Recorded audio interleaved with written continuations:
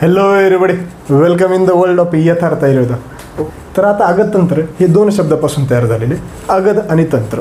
अगध म्हणजे काय मित्रांनो, की प्रतिविष, नास्ति गदो यस्य म्हणजे रोगरहित प्रतिविष असलेली.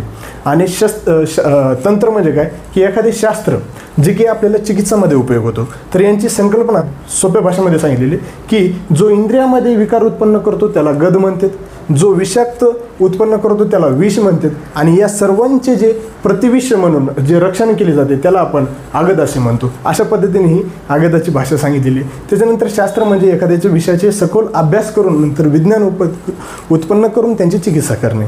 आता याच्या पुढे जर बघितलं मित्रांनो, हे झाले इंट्रोडक्शन पार्ट. आता त्याच्या समोर आपण व्याख्या बघूया, अगध तंत्राची व्याख्या.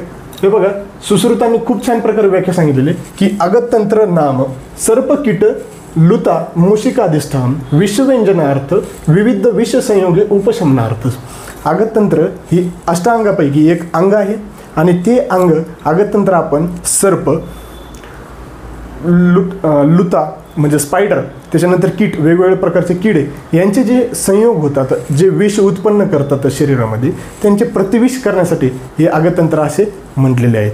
तर अशा पद्धतीने नंतर हरित संहिताने सुद्धा खूप भारी प्रकारे एक व्याख्या सांगितलेली की सर्प वृश्चिक लुतांना विष उपशमनी तू या साक्रिया विषतंत्रस्य नाम प्रोक्ता मनस्वी.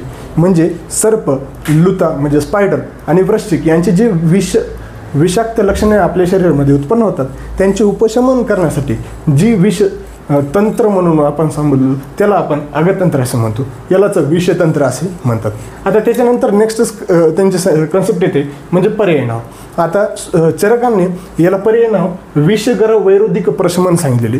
विषगर म्हणजे काय, याच्यामध्ये गर विष आणि विष या संकल्पना येतात म्हणून त्यांचं पर्याय नाव सांगितलेले. त्याच्यानंतर वाग्भटांनी द्रष्टा चिकित्सा सांगितलेली. द्रष्टा म्हणजे दंश. आता या दंशाचे विषतंत्रामध्ये कसे उपयोग होतो हे असे त्याच्यातून सांगितलेले. जांगली म्हणजे गारुडी किंवा विषवैद्य असे सांगतात. हे कौटिल्य अर्थशास्त्राने सांगितले. अशा पद्धतीने हे पर्याय नाव होते मित्रांनो. आता त्याच्या